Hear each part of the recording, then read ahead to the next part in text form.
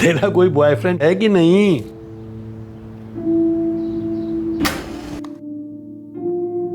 अरे जो करना था, जब करना था, कर तो चुका हूं। कुछ दिन करते करते सालों गुजर गए। गेम मेरे हाथ में।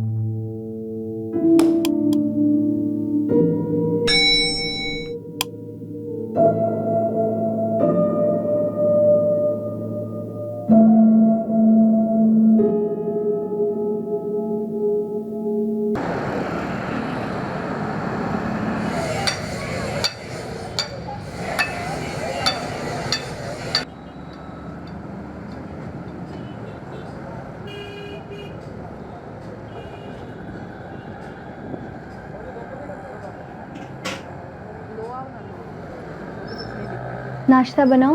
नाश्ता बनाने को बोला मैं तेरे को? चल जा, सुबह सुबह दिमाग खराब मत कर मेरा।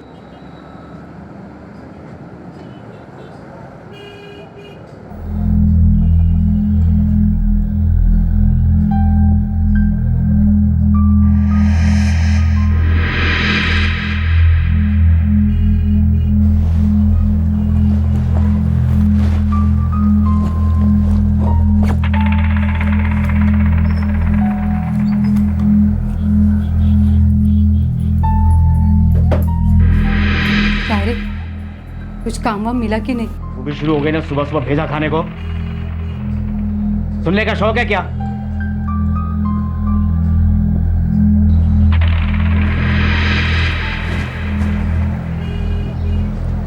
तुम तो कुछ बोलना ही मत बुड्ढे, वरना सन्न करके दूंगा तेरे को मैं।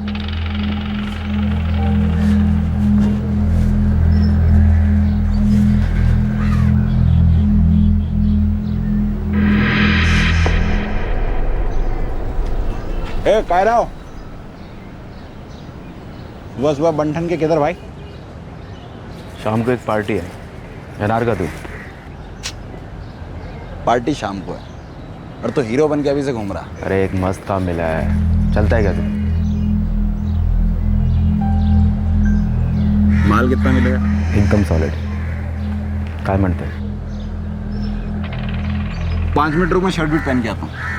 सुन, एक जोड़ी कपड़ा साथ में ले ले। क्यों? ले ले, बताता हूँ।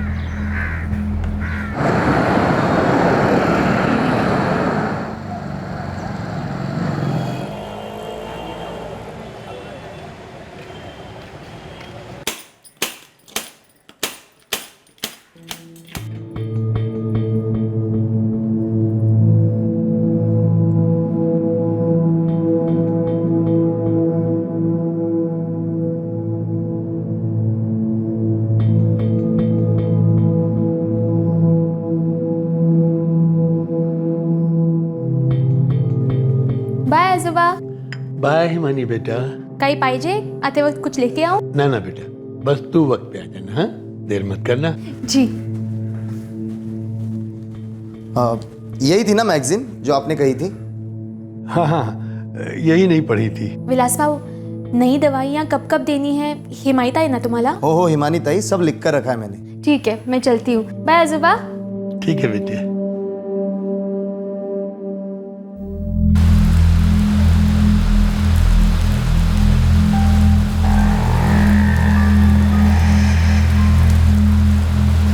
क्या काम करना है कुछ तो बता.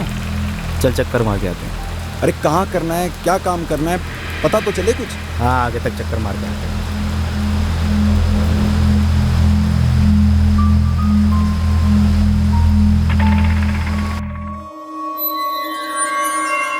क्या सविता, आज फिर से लेट करा दिया ना तूने मुझे. अच्छा सुन, आजोबा का दोपहर का खाना अभी से बना के मत रख. दोपहर को आके फ्रेश बना, समझी? नहीं होगा ताई, दोपहर को वापस नहीं आ सकती है ना. विलास है ना, गरम करके खिला देगा. ठीक है.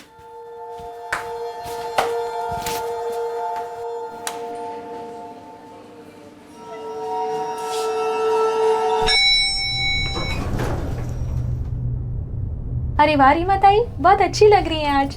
कुछ स्पेशल है? हाँ, हिमानी आज घर पर पूजा है ना. कौन सी पूजा? ऐसे ही शांति पाठ रखा है.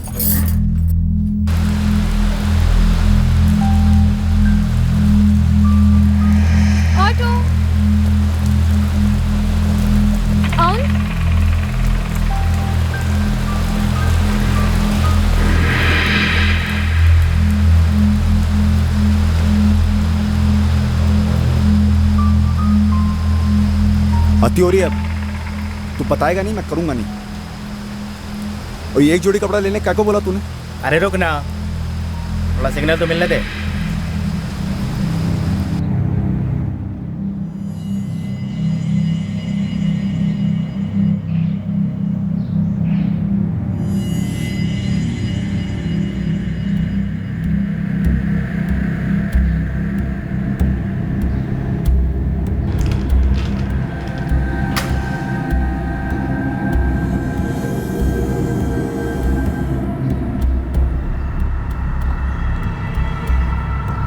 चल मिल गया सिग्नल।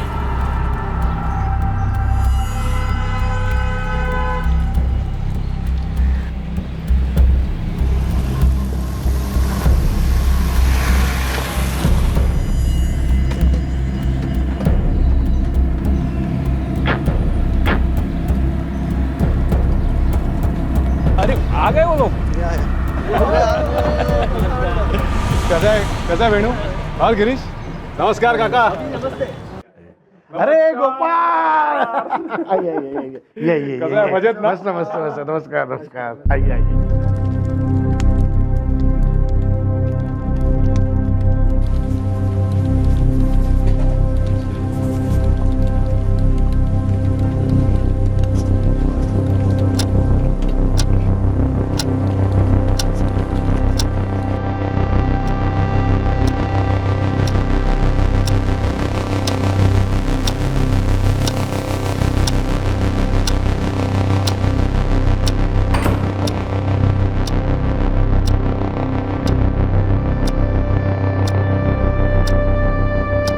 शरण्ये त्र्यंबके गौरी नारायणी नमस्तुते। ओम भौमाय नमः स्वाहा, ओम शुक्राय नमः स्वाहा, ओम ग्रामदेवताभ्यो नमः स्वाहा, ओम ब्राह्मणे नमः स्वाहा।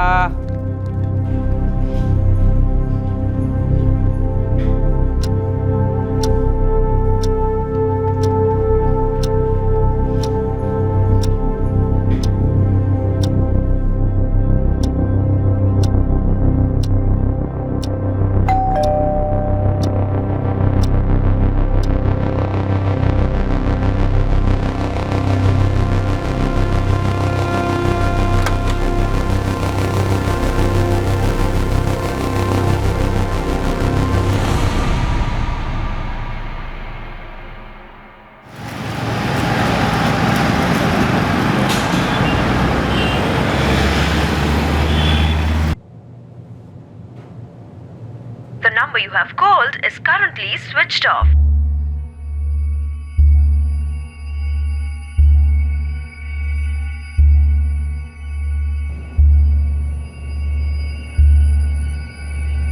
The number you have called is currently switched off.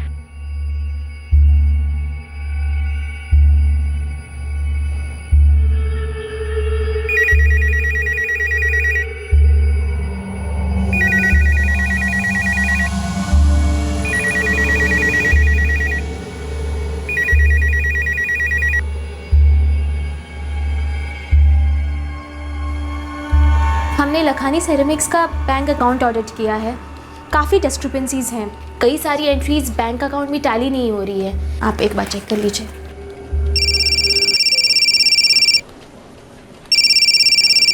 Excuse me, मेरी मम्मी का फ़ोन है, क्या मैं ले सकती हूँ? श्योर। कौन सी एड्रेस मैच नहीं कर रही? हेलो आई, काय झालं? बाबा का फोन स्विच ऑफ आ रहा है और विलास का भी फोन स्विच ऑफ है, पता नहीं क्या हुआ। तो आई बैटरी डाउन हो गई होगी। अरे 1 घंटे से ट्राई कर रही हूँ, लैंडलाइन पे भी फोन किया था, सिर्फ रिंग बज रही है, कोई उठा ही नहीं रहा। तो वॉल्यूम बढ़ाकर टीवी देख रहे होंगे। आई मैं थोड़ी देर में आपको फ़ोन करूँ क्या? मैं एक मीटिंग में हूँ, मैं भी आजोबा को ट्राई करती हूँ, ठीक है?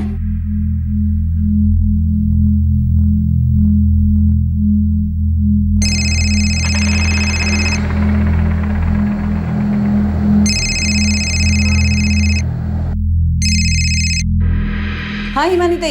सविता किधर है तू? बी विंग में शर्मा जी के यहाँ। सुन ना, मेरे घर पे एक राउंड मार के आ। काय को? कोई फोन नहीं उठा रहा है, लैंडलाइन भी नहीं, जाके एक बार देख के आना। अच्छा ठीक है, मैं 10 मिनट में जाती हूँ, यहाँ का काम भी लगभग खत्म होने आया, फोन करती है मैं। हाँ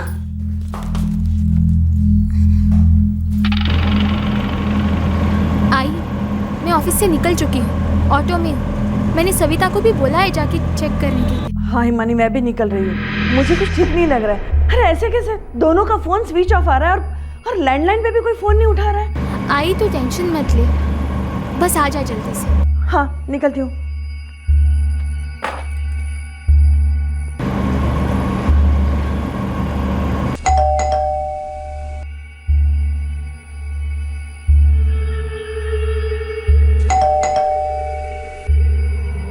ताई मैंने घर की बेल बजाई लेकिन कोई दरवाजा ही नहीं खोल रहा है। अरे ऐसे कैसे कोई दरवाजा नहीं खुल रहा है? तूने बाहर से आवाज लगाई, नॉक किया क्या दरवाजे पे?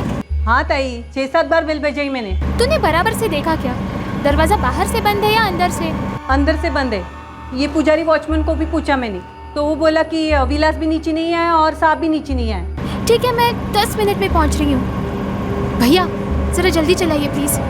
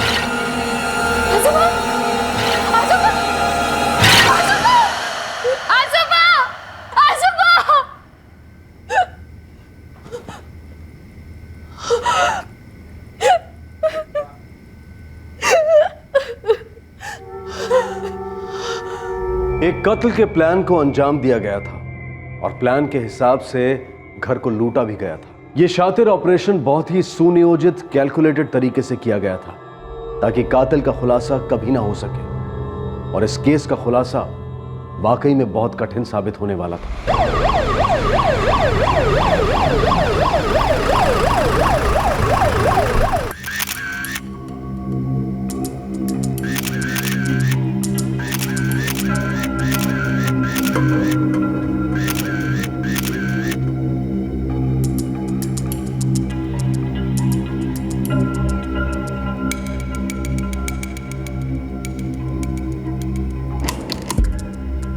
विलास मेरे आजोबा का अटेंडेंट था, उनकी देखभाल करता था।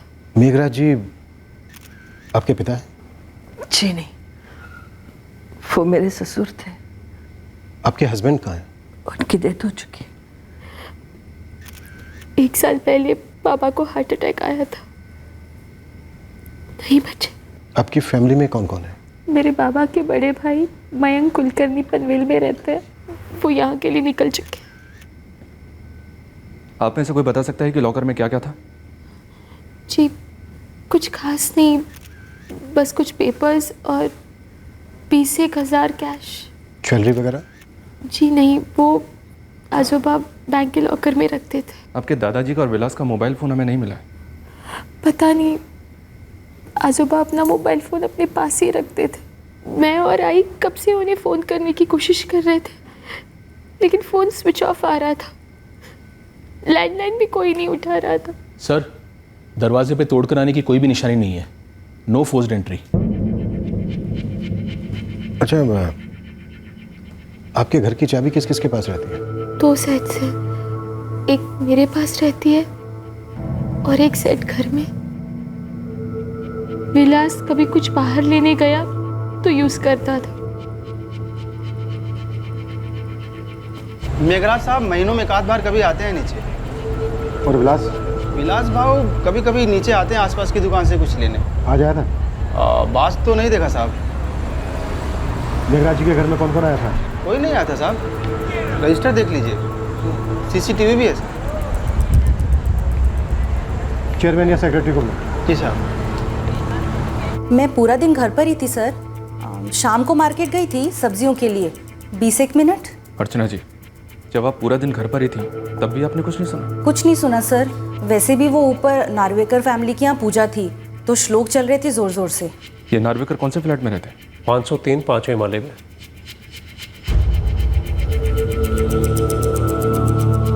हाँ हिमानी, मैंने लोनावाला क्रॉस कर लिया है। 45 मिनट्स में पहुंच जाऊंगा। मैं और आई पुलिस स्टेशन जा रहे हैं मयंक काका। यहाँ घर पे उनकी पूरी टीम है, चेकिंग चल रही है। ठीक है, तो मैं सीधा पुलिस स्टेशन पहुंचता हूँ। आई, मैं विलास के घर वालों को भी बता दूं।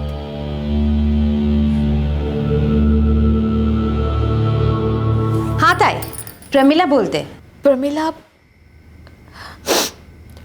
हमारे घर में अटैक हुआ है। आजोबा और विलास। क्या हुआ उन्हें? दोनों को मार डाला। विलास नहीं रहा।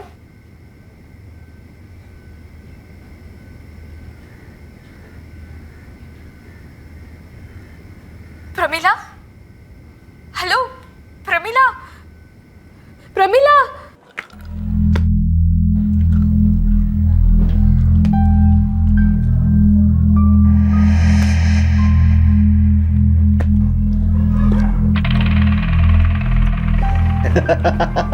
अरे गेम मेरे हाथ में। बोला था ना, सही गुड लक चल रहा है मेरा। सॉलिड कमाई होने वाली है, सॉलिड। क्या है ला? ये रूम मेरा, पार्टी मेरा और पैसे ये घसीट रहा है। अरे कब तक गुड लक चलेगा साले का? अब देख। बहू और पोती पुलिस स्टेशन पहुंच गए? हाँ सर। और वो बड़ा बेटा जो पनवेल में रहता है? मयंक कुलकर्णी, वो थोड़ी देर में पहुंचता ही होगा सर। मोहित, तीनों से बात करते हैं, समझते हैं क्या है क्या नहीं। जी सर। वैसे सोसाइटी की सीसीटीवी फुटेज 2-3 घंटे में मिल जाएगी। कबर्ड में लॉकर को छोड़कर किसी भी चीज़ को हाथ नहीं लगाया गया। और घर में कोई फोर्स्ड एंट्री के निशान भी नहीं है सर। कोई जान पहचान वाला आने वाला था क्या? आई, मयंक काका ने किसी को भेजा होगा क्या?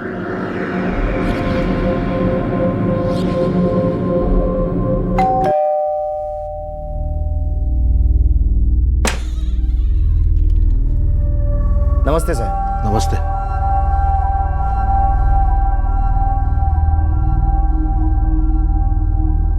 फिर आ गया वही बात करने।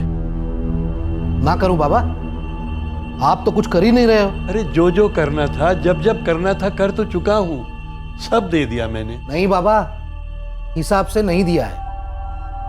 अब मैं अलग रहता हूं, इसका मतलब ये तो नहीं कि मुझसे ज्यादा हक प्रफुल्ल का हो गया। देख बेटा मयंक, अब जो कुछ मेरे पास है मैं उसे अपनी देखभाल के लिए रखूंगा, उसे टच भी नहीं करूंगा।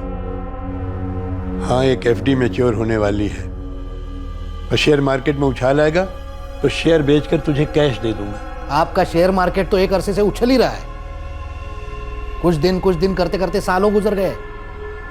मैं कब तक वेट करूंगा बाबा? अरे मेरे जाने तक तो वेट कर सकता है। 75 बरस का हो गया हूं और कब तक जीऊंगा। ऑफिसर ने कहा कोई जबरदस्ती घर में नहीं घुसा है, तो फिर और कौन हो सकता है? कोई आने वाला था दोपहर में? नहीं सर,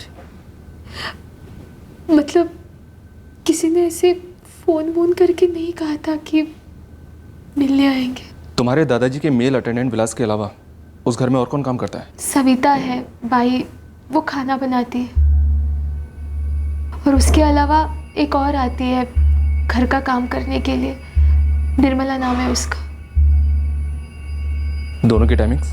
सविता 7:30 के आसपास आती है सुबह और 9 बजे तक अपना काम ख़त्म कर देती है। उसके बाद निर्मला आती है। मुझे सविता और निर्मला दोनों के नंबर चाहिए। आप यहाँ नहीं रहती? जी नहीं, मैं डेक्कन रोड पे रहती हूँ। पर आपकी बेटी यहीं रहती थी मेघराज जी के साथ। सर, जैसे कि मैंने कहा, मेरे पापा प्रफुल्ल कुलकर्णी पिछले साल अचानक चल बसे। वही आजोबा का ख्याल रखते थे, इसलिए पापा के जाने के बाद मैं वहाँ रहने लगी आजोबा की देखभाल करने के लिए। पिछले साल तक जब तक तुम्हारे फादर जिंदा थे वो मेघराज जी के साथ ही रहते थे? हाँ, हफ्ते में 5 दिन तो रहते थे और 2 दिन हमारे घर, हमारे डेक्कन रोड वाले घर। तुम्हारे दादाजी बुजुर्ग थे, अकेले थे, तो वो आप लोगों के साथ डेक्कन रोड वाले घर में क्यों नहीं रहते थे? सर, उन्हें अपने घर में रहना अच्छा लगता था। आजोबा और आजी पहले सोलापुर में रहते थे। 3 साल पहले आजी की डेथ हो गई, तो आजोबा ने सोलापुर का बंगलो बेचकर यहाँ पुणे में घर ले लिया। हम तो पहले से यहाँ थे, डेक्कन रोड पे हमारे घर में। तुम्हारे फादर के बड़े भाई, तुम्हारे काका मयंक कुलकर्णी पनवेल में रहते हैं। जी सर। कहाँ है मेरे बाबा? उनकी बॉडी कहाँ है? पोस्टमार्टम में। आप मयंक कुलकर्णी? कुछ बताएंगे भी, ये सब कैसे हुआ? मुझे मेरे बाबा को देखना है। एक डबल मर्डर केस।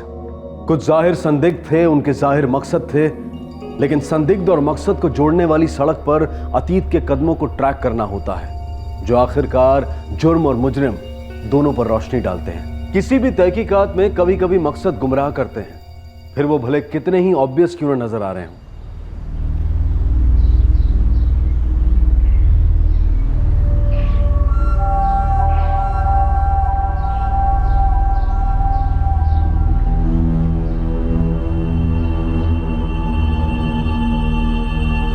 आई, मयंक काका के बारे में बता दूं ऑफिसर को? हाँ, बता दे। सर, बिल्डिंग की लॉबी में जो सीसीटीवी कैमरा है, पूरी सोसाइटी में बस वही एक कैमरा है। कल सुबह से देर शाम की फुटेज है सर।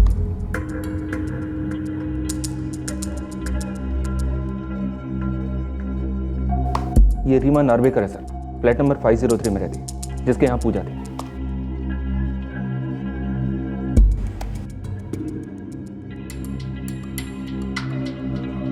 और ये सविता आश्रिका, कुलकर्णी के घर में खाना बनाने वाली, वॉचमैन ने बताया सर। और ये निर्मला है सर, घर के बाकी के काम करने वाली।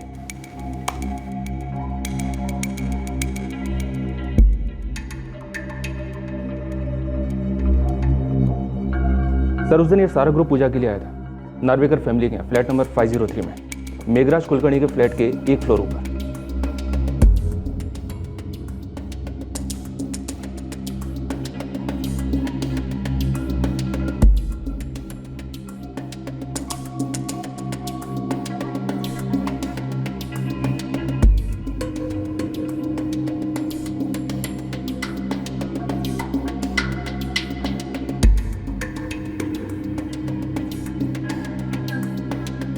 सर, मेघराज कुलकर्णी के यहाँ भी कोई नहीं आया बिल्डिंग लॉबी से, और सोसाइटी रजिस्टर में भी कोई एंट्री नहीं है। मोहित हिमानी कुलकर्णी और उसकी माँ को बुलाते हैं और पूछते हैं कि वो इनमें से किसी को पहचानती हैं क्या, जो उस दिन मेघराज कुलकर्णी के घर गया।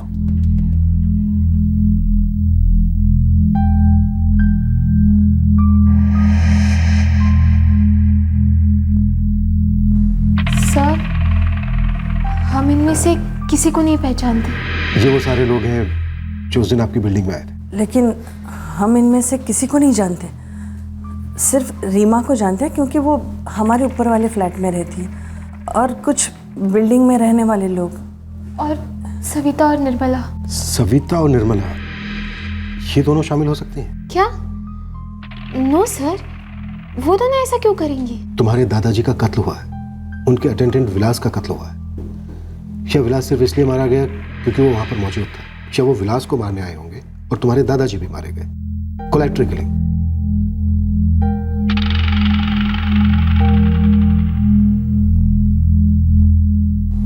क्या बात है हिमानी, कुछ कहना चाहती हो?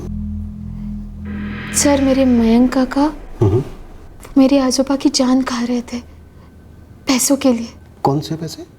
सर, जैसे कि मैंने आपको बताया, वो सोलापुर का बंगलो बेच के जो पैसे मिले थे, वो पैसे। मैं किसी और के पैसे मांगने नहीं जाता था। वो जायदाद पुश्तैनी नहीं थी। बेचने के बाद उसके 3 बराबर के हिस्से हुए थे। एक हिस्सा मेरे छोटे भाई प्रफुल्ल को गया था, दूसरा हिस्सा मेरे बाबा का, और तीसरा हिस्सा मेरा था जो मेरे बाबा मुझे दे नहीं रहे थे। मैं अपने पैसे मांगने जाता था सर। जो दे नहीं रहे थे? कुछ दिए थे, लेकिन काफी सारा बाकी था। जो बाकी थे वो नहीं दे रहे थे? नहीं, बाबा कहते थे कि उसकी एफडी बनी है, एफडी मैच्योर होने के बाद दे देंगे, और कुछ पैसे शेयर में डाले थे, तो वो कहते थे कि शेयर के भाव बढ़ेंगे तो बेच बाच कर दे देंगे मुझे अपना हिस्सा। लेकिन ऐसा हो नहीं रहा था सर। मोटे तौर पर आपके बाबा आपको पैसे नहीं दे रहे थे। आप कहना क्या चाहते हैं? आप अपने बाबा से पैसे मांगने पूरे झुंड के साथ आते थे। पूरी झुंड? जब आप अपने बाबा से पैसे मांगने आते थे, अकेले आते थे? कुछ लोगों के साथ नहीं आते थे? 2-4 दोस्त आते थे मेरे साथ। झुंड कैसे हुआ? लेकिन कभी आपने हिमानी को इन्फॉर्म नहीं किया कि आप अपने 2-4 दोस्तों के साथ उसके दादा से मिलने आ रहे हैं, और आप हमेशा हिमानी के ऑफिस जाने के बाद ही आते थे। तो आप कहना क्या चाहते हैं? सब उस दिन सुबह के बाद दोबारा वापस वहाँ गई ही नहीं मैं। दरअसल मैं किसी भी दिन सुबह के बाद वापस जाती ही नहीं हूँ साहब। दूसरे घर के भी काम होते हैं ना। उस सोसाइटी में तुम कितने घरों में काम करते हो सर? 4 घर में साहब। उस दिन भी मैं मेघराज साहब के घर से निकली और 3 घर में काम पूरा किया। फिर शाम को हिमानी ताई का फ़ोन आया कि जाके घर पे देख ले क्या बात है, कोई फ़ोन नहीं उठा रहा है। तो तब मैं शाम को वहाँ गई थी साहब। सर, अपने बाबा से मिलने के लिए मैं अपनी भतीजी की परमिशन क्यों लूँ? आप अपने बाबा से मिल रहे एक ख्याल रखने वाले बेटे की हैसियत से नहीं, बल्कि पैसे मांगने वाले लेनदार की हैसियत से मिलना चाहते थे, वो भी 2-4 दोस्तों के साथ। सर, हर एक की अपनी अपनी जिंदगी होती है, मजबूरी होती है। मेरा छोटा भाई प्रफुल्ल, ये हिमानी का बाबा, वो यहीं पुणे में रहता था, इसलिए वो बाबा का हालचाल पूछने, उनकी मदद करने जा पाता था। अब मैं दूर रहता हूँ, इसमें मेरी गलती है क्या? तो वैसे भी आप पूछना क्या चाहते हैं? साफ साफ पूछिए ना। क्या आपने अपने बाबा का कत्ल किया पैसों के लिए? क्या करवाया? उनके अटेंडेंट विलास का भी? मुझे लग ही रहा था कि आप लोग ऐसा स्टूपिड सा शक मुझ पर कर रहे हैं। लेकिन एक बात बताइए सर, अपने बाबा को मार कर या मरवा कर मुझे पैसे कैसे मिलते? आप उनके बेटे हो, और इस वक्त इकलौते जीवित बेटे। कुदरती तौर पर मेरे बाबा चंद दिनों के ही मेहमान थे। उनके देहांत के बाद उनकी सारी संपत्ति मुझे वैसे ही मिल जाती। मैं ये मर्डर वर्डर का क्यों सोचता, वो भी अपने बूढ़े बाबा का? और कुछ नहीं। बॉडी कब मिलेगी? जल्दी। कितनी जल्दी? बहुत जल्दी। किसने मारा मेरे पति को? कौन थे वो लोग? संगाना मैडम। अभी तो कुछ पता नहीं चल पाया प्रमिला।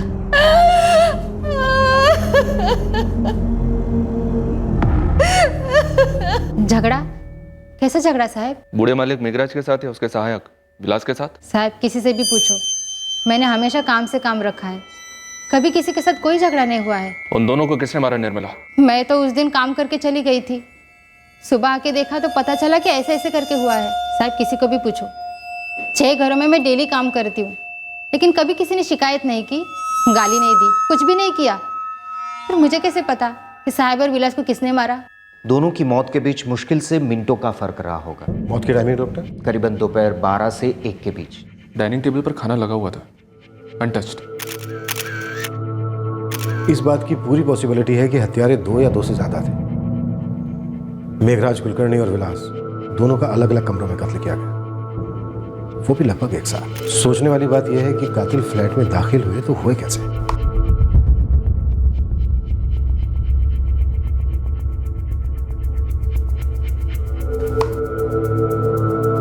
11:30 बजे से लेकर 2 बजे के बीच कोई बिल्डिंग में एंटर ही नहीं हुआ, सिवाय कुछ बिल्डिंग रेजिडेंट्स के।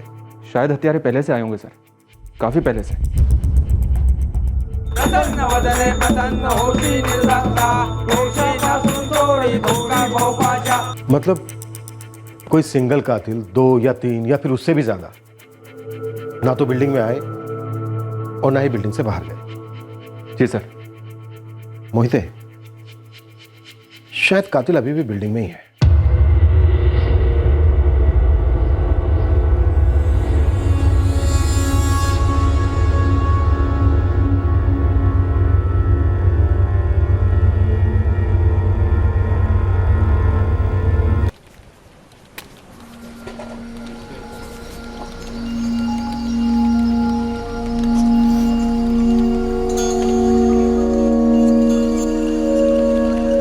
अरे मानी, तेरा कोई बॉयफ्रेंड शॉयफ्रेंड है कि नहीं? आप जैसा कोई मिला नहीं आजोबा। चल झूठी कहीं की, तू एकदम जिद्दी है, बिल्कुल अपनी दादी की तरह। उन्हीं का खून है ना? वो तो मैं हूँ। अरे पागल, एक अच्छा सा अपनी उम्र का लड़का ढूंढ ले, ताकि जब तू मेरी उम्र की होगी तो तेरे देखभाल कर सकेगा जैसे तू मेरी देखभाल करती है। पर मैंने तो बचपन में ही डिक्लेयर किया था आजोबा कि मैं अगर शादी करूंगी तो सिर्फ अपने आजोबा से। अच्छा चल, मैंने तुझे परमिशन दे दी, अब तो ढूंढ ले कोई स्मार्ट लड़का, बिल्कुल भी जेलस नहीं फील करूंगा। हाँ, प्रॉमिस।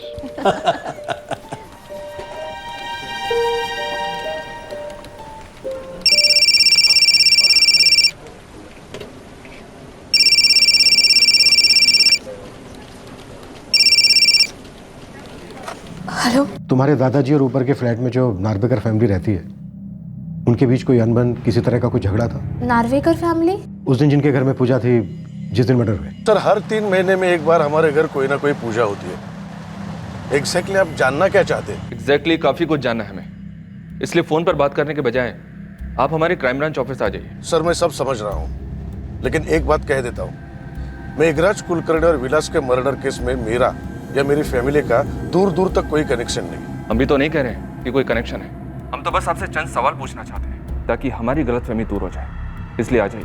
ओके, कब आना है? अभी। कुणाल नार्वेकर और रीमा नार्वेकर से मेरी हाय हेलो से ज़्यादा कभी बात ही नहीं हुई सर, और वो भी लिफ्ट में या कॉलोनी में आते जाते वक्त। आजोबा का उनके साथ ऐसा कुछ हुआ हो, ये मुझे याद नहीं आ रहा। तुम अपने दादाजी के साथ पिछले 1 साल से रहनी थी ना? जी। उससे पहले कभी कुछ हुआ हो? कुछ ऐसा कभी बताया तुम्हारे दादाजी ने तुमसे? नहीं सर, मुझे ऐसा कुछ याद नहीं आ रहा। आखिरकार खूनी पीड़ित के घर में दाखिल कैसे हुए थे और एक्चुअली वो करने क्या आए थे? उन्हें किसी ने बुलाया था या भेजा था? मकसद क्या था उनका? ये केस पुलिस को अचरज में डाल चुका था क्योंकि कोई स्पष्ट मकसद नहीं दिखाई दे रहा था और इसी वजह से मुजरिमों की चाल साफ तौर पर नजर नहीं आ रही थी। लेकिन इस जुर्म के होने के पहले कुछ हरकतें हो चुकी थीं जो लौटकर इस केस को सुलझाने वाली थी।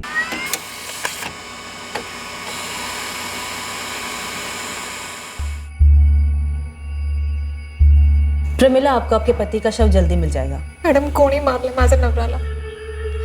सांगा ना मॅडम, कौन थे वो लोग? अभी कुछ बता नहीं सकते, तहकीकात जारी है। अभी ये पता नहीं चल पा रहा है कि इस कांड में असली निशाना आपके पति थे या उनके सेठ।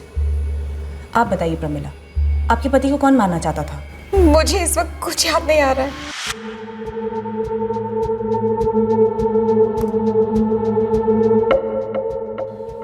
ये गोपाल है, गोपाल जाधव, मेरे एजेंसी का सप्लायर है। किस चीज की एजेंसी? मैं पीवीसी पाइप का डीलर हूँ। और ये बाकी के लोग कौन है? ये रवि शेट्टी है, ये गिरीश पवार है, ये वेणु है, ये सारे मेरी एजेंसी के सप्लायर्स हैं। और ये दोनों कौन है समझ में नहीं आ रहा है। ये दो की तो सिर्फ पिक दिख रही है।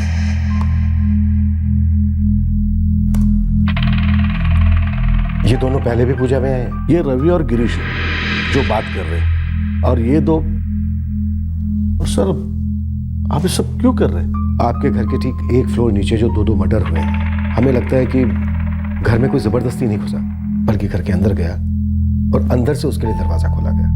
तो हम ये जानना चाहते हैं कि कौन है वो शख्स जो घर के अंदर गया और कैसे गया? आप मुझे क्यों पूछ रहे हैं? हमें लगता है उस दिन पूजा में जो आपके घर लोग आए थे, उन्हीं में से किसी ने मर्डर किया। क्या?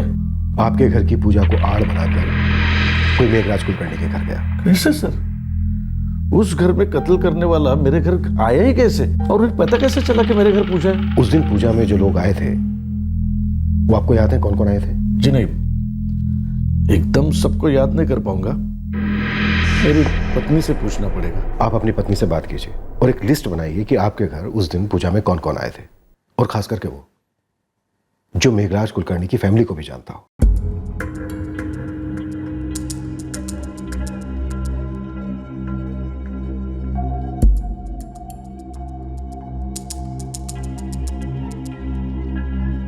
The number you have called is currently not reachable. Speed up cab services में आपका स्वागत है।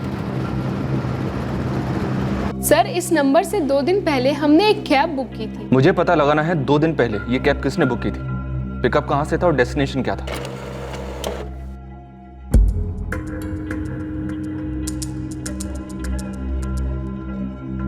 सर, मेघराज कुलकर्णी के नंबर से एक कैब बुक की गई थी।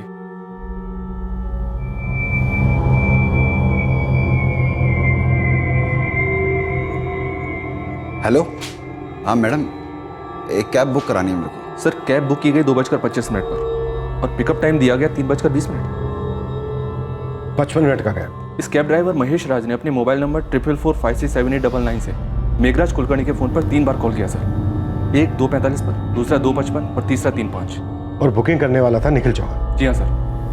सर, हो सकता है ये निखिल चौहान और शायद उसके साथीदार 3:20 तक वहीं इंतजार करते फ्लैट में। 3:20 तक नहीं, 3:15 तक, क्योंकि पूजा खत्म होने के बाद 3:15 बजे नार्वेकर के घर से लोग बाहर आए। निखिल चौहान और उसका साथीदार पूजा खत्म होने का इंतजार कर रहे थे। वो भीड़ में शामिल हुए ताकि सीसीटीवी कैमरा में अलग से ना दिखे। इस वक्त हमारे पास एक ठोस लीड है, निखिल चौहान। और कैब ड्राइवर महेश राज। एक बात तो पक्की है मोहित, उस दिन मेघराज कुलकर्णी के घर पर कम से कम एक कत्ल करने की प्लानिंग तो की गई, या फिर खुद मेघराज कुलकर्णी। सिवाय लॉकर के घर में किसी भी चीज को नहीं छुआ गया, किसी भी चीज को डिस्टर्ब नहीं किया गया। लॉकर वाली कबर्ड में भी कुछ और नहीं ढूंढा गया, उसका सिर्फ लॉकर लूटा गया। शायद हत्यारे पूरे घर से अच्छी तरह से वाकिफ थे सर। वैसे कॉम्बिनेशन तो और सारे हो सकते हैं इस केस के, पर मुझे लगता है कि असली टारगेट मेघराज कुलकर्णी था और लॉकर को लूटना महज एक दिखावा है सर। असली मकसद तो कत्ल करना था। अपोजिट भी उतना ही मुमकिन है मोहित। हो सकता है असली टारगेट विलास भोसले था।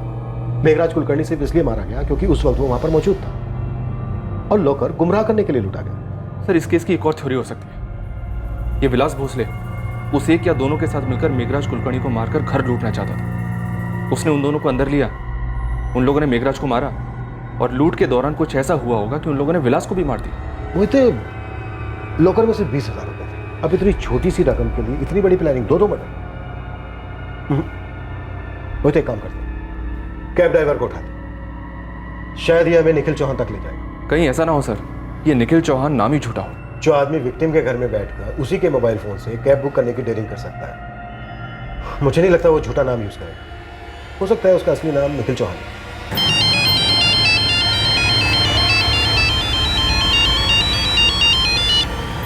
हेलो, हाँ जी, मैं महेश राज बोल रहा हूँ। आप कौन?